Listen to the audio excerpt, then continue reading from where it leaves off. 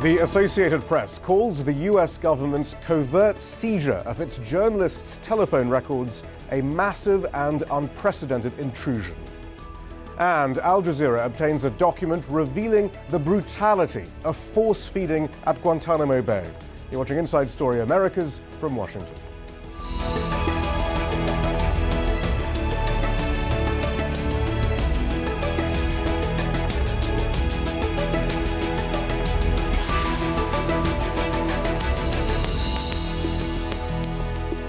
Hello, I'm Shihab Ratansi. Outrage is being expressed at what the American Civil Liberties Union has called an act of press intimidation and an unacceptable abuse of power by the Obama administration. Al Jazeera's Kath Turner explains. In May last year, the White House announced it had intercepted a plot to detonate an explosive on a plane headed for the United States. The Al-Qaeda plan originated in Yemen, but a target had not yet been decided. The twist was that the would-be suicide bomber was actually a CIA agent, and the attack never happened. But it wasn't the US government which released details of the plot, it was a news agency. When the Associated Press discovered the story, it initially agreed to White House and CIA requests to withhold the information because they said the operation was still underway. The news organisation eventually broke the story on the 7th of May 2012, a day before the official announcement was made. Ever since, the US government has made it clear it wants to know who AP's sources were. And now it appears the hunt has intensified. Last Friday, the Department of Justice told AP it had secretly obtained the phone records from more than 20 lines assigned to the media company and its journalists. Without any advance warning, home, office and mobile phone records were seized, covering all outgoing calls made during the 2 months before the bomb attack plot was revealed. The department did not explain why. In a statement it said, "Because we value the freedom of the press, we are always careful and deliberative in seeking to strike the right balance between the public interest in the free flow of information and the public interest in the fair and effective administration of our criminal laws." The Associated Press is not impressed. Our CEO, Gary Pruitt, wrote such a strongly worded letter to the Attorney General objecting to the broad nature and the unprecedented breadth of this inquiry. The news agency has asked the Department of Justice to return the subpoenaed phone records and destroy all copies. The Obama administration has a history of aggressively pursuing whistleblowers. It's already brought 6 cases against people it suspects have leaked classified information, and there may be more to come. Kath Turner, Al Jazeera, New York. Well, I'm joined in the studio by Jessalyn Radack, National Security and Human Rights Director at the Government Accountability Project and a former government whistleblower herself. And Kim Zetta is in Berkeley, California. She's a senior reporter at Wired magazine. In fact, as we record this discussion, we've just received a statement, a background statement, attributable to a Department of Justice official. That's what the headline is on that. This is it. As the Attorney General testified in June 2012, he was interviewed by the FBI in connection with the investigation into the unauthorized disclosure of classified information. To avoid any potential appearance of a conflict of interest, the Attorney General recused himself from this matter. Since that time, this investigation has been conducted by the FBI under the direction of the U.S. Attorney and the supervision of the Deputy Attorney General, who has served as the acting Attorney General overseeing this investigation. The decision to seek media toll records in this investigation was made by the Deputy Attorney General, consistent with department regulations and policies. Kim Zetta, does that raise further questions, do you think? Well, it does, because it makes me curious what he needed to recuse himself over, and what's the conflict of interest. The Attorney General. Yes, the Attorney General. I mean, I think that's kind of remarkable. Was he a source of these reporters himself in the past? Or has he been the source of leaks in the past? It's unclear exactly what that means. I mean, that's really interesting, Justin, because, I mean, there's always been this double standards, frankly, in this administration. In pursuing whistleblowers who point out wrongdoing, war crimes, and so on, pretty ruthlessly, but then authorizing leaks on a pretty regular basis of information, of national security information that's classified that they do want to be out there. Absolutely. This appears to be an unauthorized leak because the whole thing that sparked the surveillance of AP is an underlying leak investigation, which we can surmise is pursuant to the Espionage Act.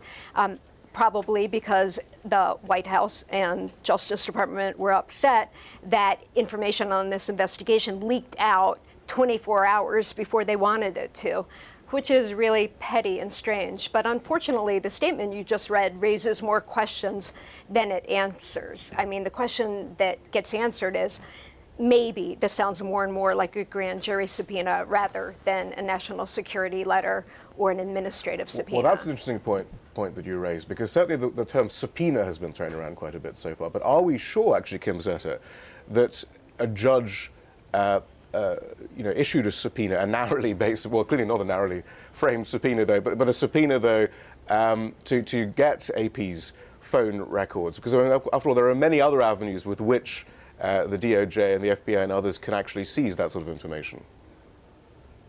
Yeah, it's unclear at this point exactly sort of who's signed off on the subpoena. All we have right now is information from AP about the disclosure letter that they received from a U.S. attorney that the documents, the toll records were obtained, but that's it at this point. Because, Jocelyn, the DOJ can get this sort of information without using a court-ordered subpoena, without it being narrowly framed, or even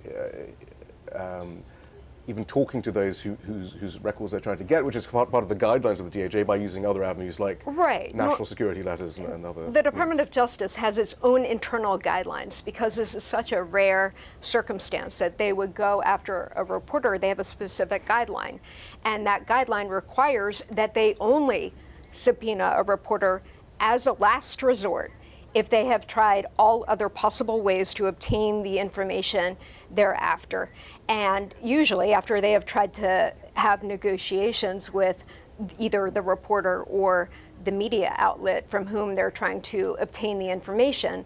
And by doing the subpoena over a 2-month period of time, tapping 20 different lines, including home, work, and cell lines of different reporters, and doing all of this in secret, that seems well outside the guidelines. So whether it's Attorney General Holder or the Deputy Attorney General saying that they've followed all internal regulations and procedures, on the face of it, it doesn't look that way at all. And but surely that's they wouldn't have conformed to internal regulations if they were using a normal subpoena. But if they're using one of these other avenues, the national security letter or an administrative subpoena, then perhaps this is completely above board. They haven't necessarily broken any laws, have they? Well, if they were using an administrative subpoena, that can be issued by a whole host of different agencies, and the fact that this is coming from the Department of Justice and the notification letter from Holder indicates that this was a grand jury subpoena. And same with the national security letter. They would never necessarily, they would have a longer time to play before they would have to notify the target that they had subpoenaed stuff. Right, but that's why some people are wondering whether this is such an expansive dragnet. Whether they are, one of the reasons why they have notified so early is to see how acceptable it is. I mean, whether there'll be a brief amount of furor and then everything will sort of die down and then they'll just carry on business as usual. I mean, was that a fair question? I don't know. I don't know what the department was thinking here, that they would give this notice and no one would have any problem with it, because it really is, again, quite extraordinary. The only other case I'm aware of that's live right now is in the whistleblower case of Jeffrey Sterling, CIA whistleblower, where both Bush and Obama have subpoenaed New York Times journalist James Risen, and the district court recognized a reporter's privilege, but that is currently on appeal to the Fourth Circuit. But again, that was to one journalist about one source about a limited topic of information, and the scope and the breadth of the time here, the 2 months, and how many people were being tapped, their calls being tapped. And I'm not talking about the content, I'm just talking about who they're calling. But that gives away a huge amount of information about a media outlet's repertorial mechanisms, who all their sources are. It's incredibly dangerous to the First Amendment and to press freedom in our country.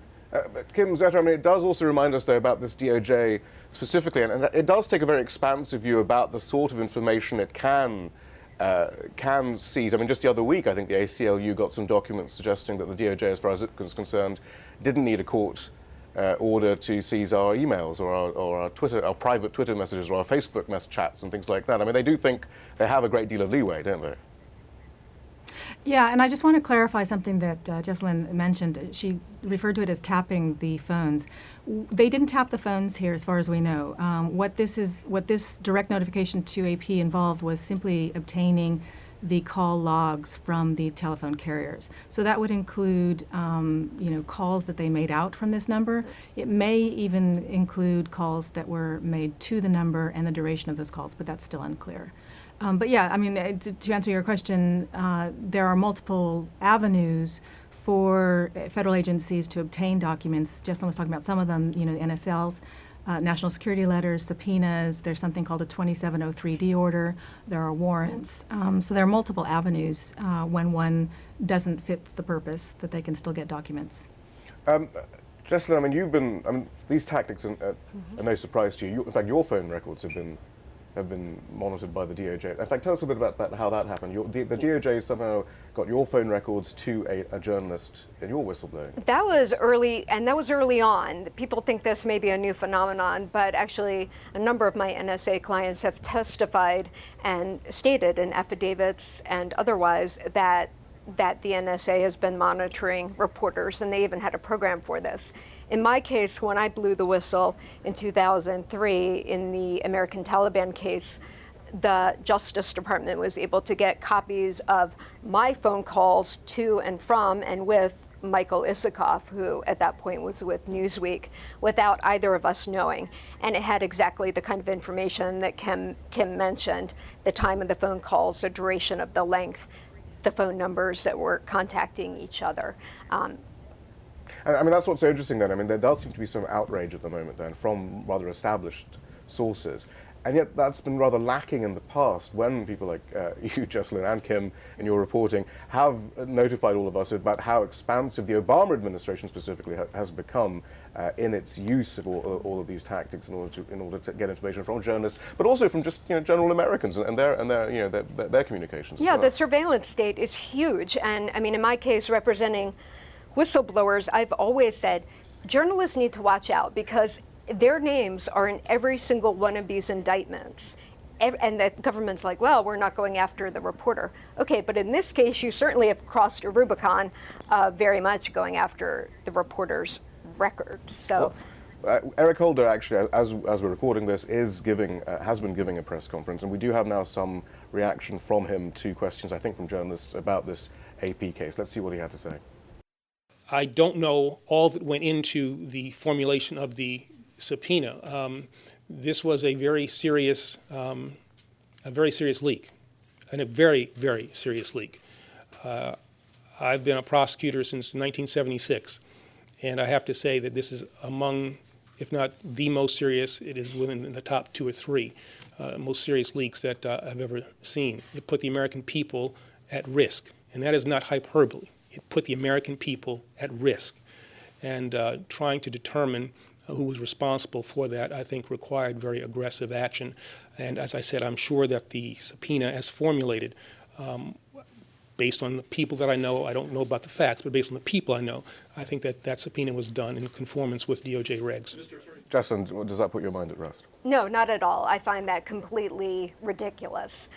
They said the same thing about Thomas Drake, that this is one of the most serious leaks in U.S. history, and the blood of soldiers' hands would be on him. And it turned out to be nothing. It turned out to be unclassified information that he retained. And the very fact that the information in the investigation we're talking about was announced by the White House 24 hours after the AP story. There was nothing more. There was nothing more in the AP story than the White House announcement. So it defies credulity that somehow the AP doing a story on this, scooping the White House, so to speak, created this grave danger that was one of the worst leaks in history that endangered all Americans. And Kim Zetter, again, that question as to if this was such a serious leak, then that the Attorney General had to recuse himself. Again, there is that question as well.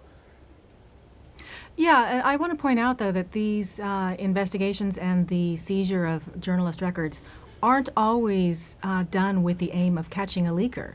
It's got us talking about it, and every time that we report about it, and we talk about it, it sends a message to other potential leakers that they should not communicate with reporters. So this is really intended to send a message to possible sources who might leak in the future. Very quickly then, Jocelyn, just to finish up then, there does seem to be some outrage from more established sources who haven't really bothered too much over the last 10 years about all of this. Do you think this is a turning point, or do you think we'll just go back to...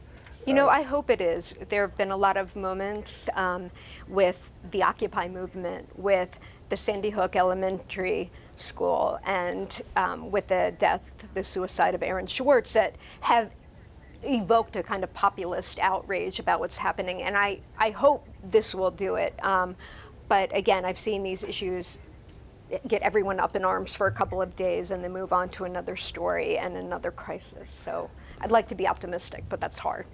Jocelyn Radak, thank you very much. Kim Zetta, thank you very much as well.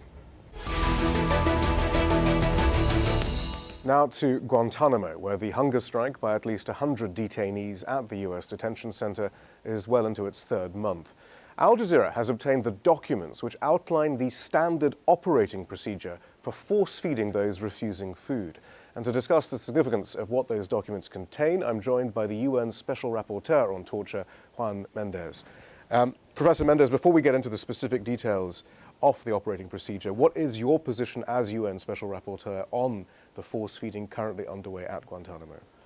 Well, we have called on the United States government to put an end to this crisis at the Guantanamo Bay detention facility, among other things, by resolving the situation of those who are held there and have no reason to be held there, but also particularly to ensure that those who are on hunger strike be treated in accordance with their human dignity.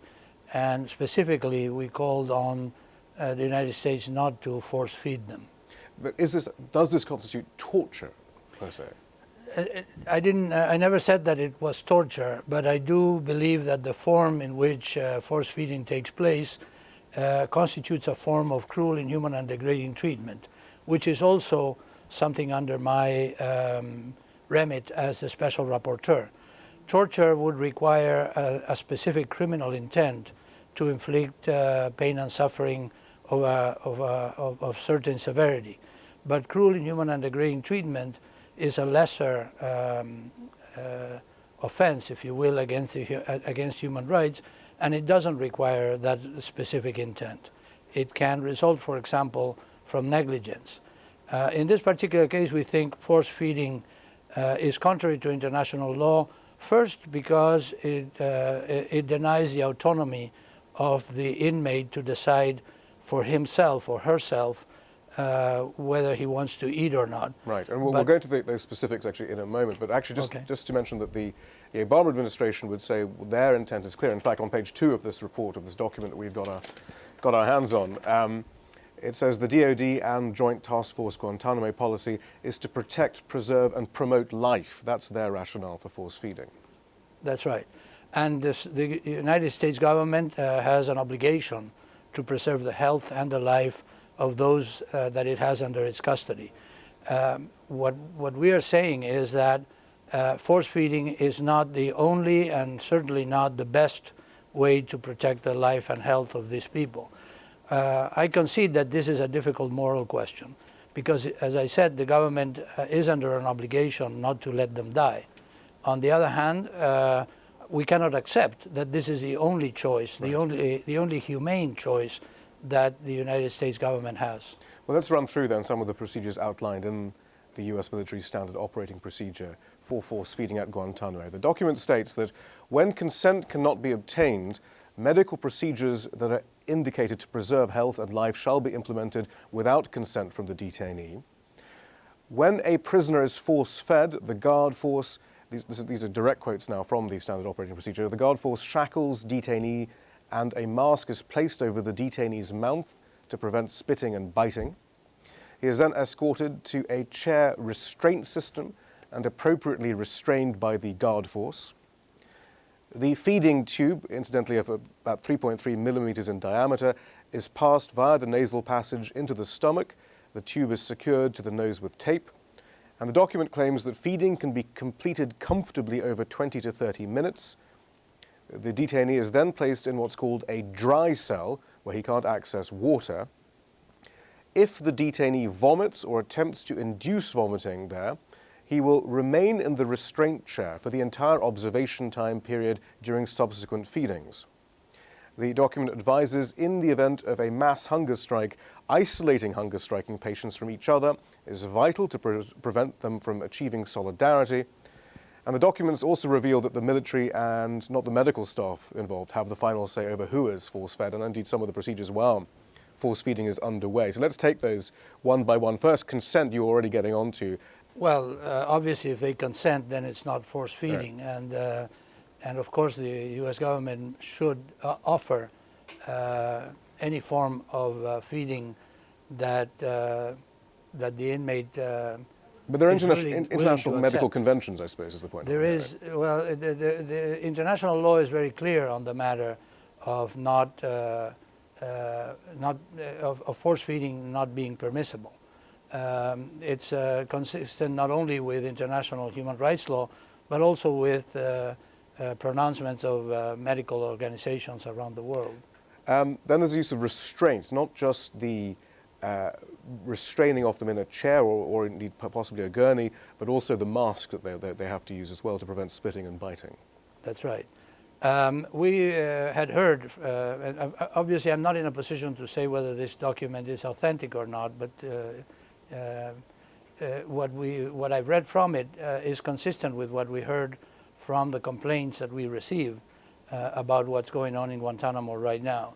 And it seems to me like it illustrates that there's quite a bit of violence involved in feeding somebody who doesn't want to be fed. In that sense, the shackling, the physical restraints, but also the forced introduction of elements into the body of the person. The tube, in fact. The tubes, yeah. We have heard that in some cases it has inflicted a certain degree of pain and suffering just because it's a violent method. In fact, we've had a lawyer of one of the detainees saying that actually it was used almost, well, he felt it was being used punitively actually in some ways to yeah, that I am not in a position to say. I would like to be able to say by interviewing those people, but I've asked the United States government repeatedly to be allowed to visit Guantanamo, and I have not been allowed to. Well, you have been given permission to visit, have you not? I've been invited to visit, but on conditions that unfortunately I cannot accept. My mandate requires me to ask all governments to allow me to visit all parts of prisons and to be able to have meetings with detainees without witnesses, and that is something that the Pentagon, the Defense Department, has not allowed me to do. They've invited me, but essentially to have a guided tour and to talk to the authorities, and to see only parts of the facility, and certainly without permission to talk privately with any inmate. And unfortunately, in those conditions, I cannot go. What about the role of medical personnel in all of this? There's a whole section, in fact, of what to say in order to prevent the detainee from, actually in their words, manipulating the feeding by admonishing the staff, which actually in practice means saying it's causing pain, in fact. And then there are various actual lines here that the nurse has to say, quote, I will write a note in your chart for the doctor. The doctor has ordered some medication which may help. Would you like me to administer it, and so forth? I mean, it does seem a little against the Hippocratic Oath, perhaps, at the very least. It does show how dangerous it must be to be able to determine that the complaints are genuine, that they're hearing from the inmate are genuine and not a manipulation. And so it's very likely that even when the inmate is asking for some kind of relief, he's denied that because the document instructs the nurses to treat that as a manipulation. I think this is a very dangerous path. It could really result in serious mistreatment of this inmate. Juan Mendez, thank you very much. It's my pleasure. Thank you for inviting me. And that's all from the team in Washington, D.C. for now. Don't forget to follow us on Twitter and Facebook, where you can find more information about the program. And we want to hear from you. Share your ideas with us on Twitter. Our handle is AJ Inside Story AM.